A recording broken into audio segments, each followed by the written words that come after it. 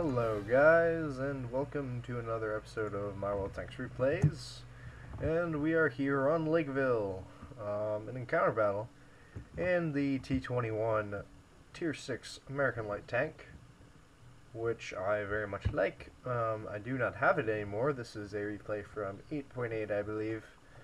I have moved on to the T21 since, but I did really like this thing, and yeah, so I think I've already done a episode on this vehicle. It's basically it's like you'd expect an American Scout to be. It's good at pretty much. It's not particularly amazing, nor is it particularly bad at every single aspect of being a light tank. It's a okay passive scouter. It's an okay. Actually, it's a very much above average passive scouter. It's an okay active scout. It's an okay counter scout, and it's an okay flanker. So it's really just an all-around tank, and it is incredibly maneuverable with the fastest traverse speed in the game.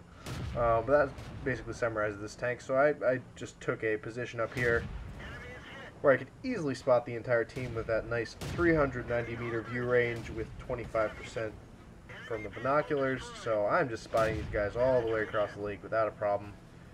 And because I'm pretty sure that I'm far enough away that they won't be able to see me, I can just fire with my camo net on, and they should not be able to see me. This poor VK won't even make it to the city before he dies. So we've already taken out a VK 3001 and an M4, so that's very nice. We've gotten quite a few shots into the sides of these guys. And I will admit I would not want to be on their team, because I really hate it when this happens to me on that side of the map. Especially when I'm in something slow and I'm just trying to get to the stupid city, and I'm just pummeled by fire from the middle. The middle of this map is really important. It is far more important than you may think.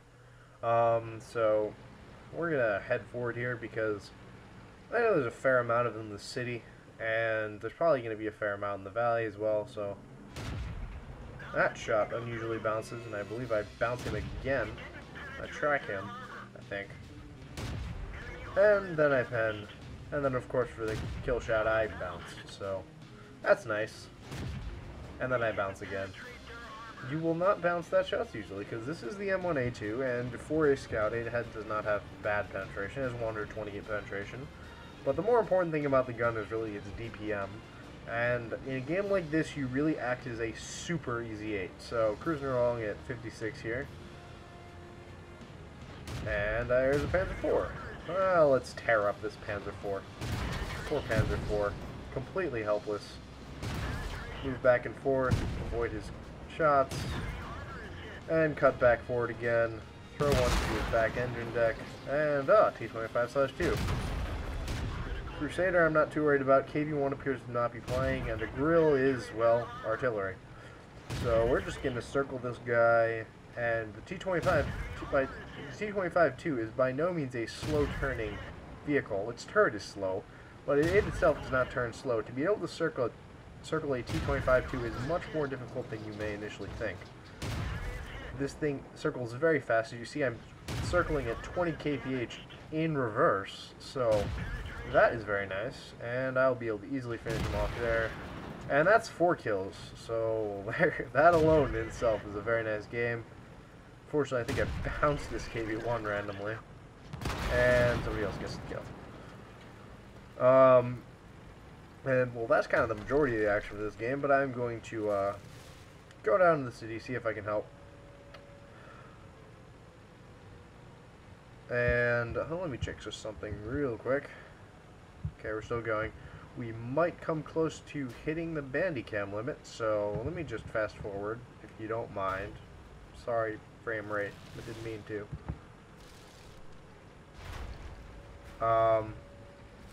So yeah.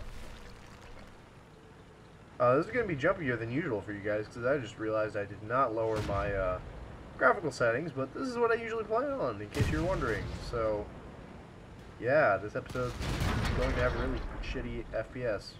That's okay. Parrot's jammed, and it's throw onto the Crusader. But unfortunately, I am taken out. He has Italian flag on his VK, so that's nice. And yeah, that's that game. I probably ran out in Bandicam. Oh, I haven't yet. So we'll go into details in the after action report as to how much I actually did in that game. I will see you in a second.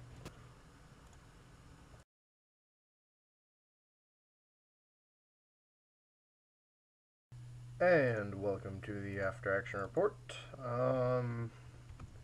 So yeah, mastery badge. That's nice. This is also towards the end of my grind in the T21. Well, it wasn't grind because it was fun as hell.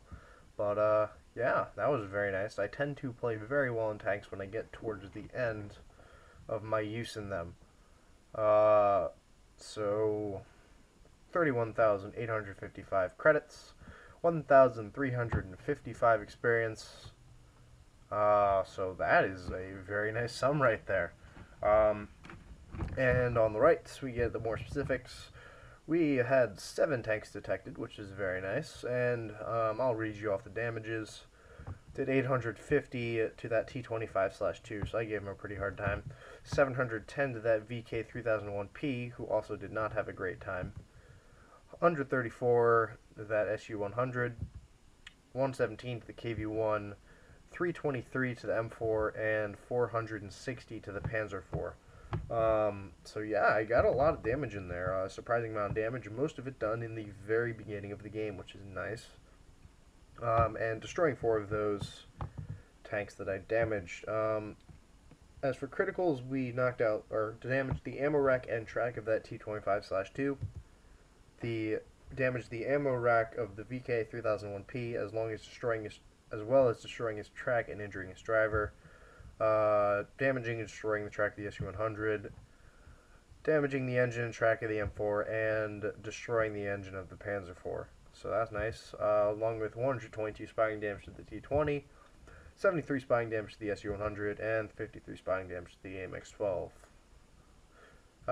So yeah, that's a pretty darn good game to me. So let's look at the next page, where we see that we did 2,707 damage. And as you see, the 1,355 is not because of some silly little event. That is base experience.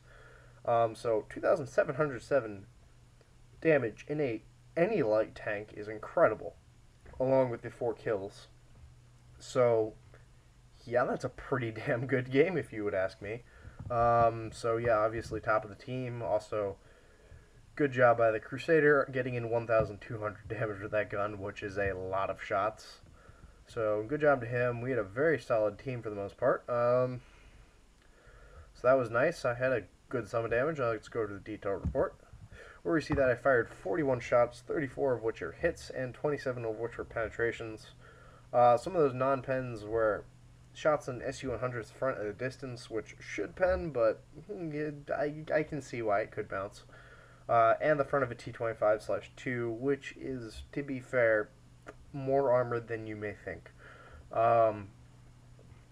So 3 hits received, 3 penetrations. Not a surprise. This thing, as you see in the background, has 28mm hull and turret armor, with 680 potential damage received. And 8 enemies spotted, 7 damage, 4 destroyed. So getting around, getting involved, getting spots, getting a little bit of spine damage, as you see, 248, but not much. Not much of a game in terms of me doing some passive scouting and just lighting up targets for my comrades, but we got in some 4 base defense points, and we earned ourselves 24,945 credits. So that is a very solid game. The T21 is a game I very much enjoyed, and this put me in a very good mood before I transferred over to the T71, which has also been a blast. So that was a pretty good game in my T21. Until next time, I will see you guys then. Goodbye.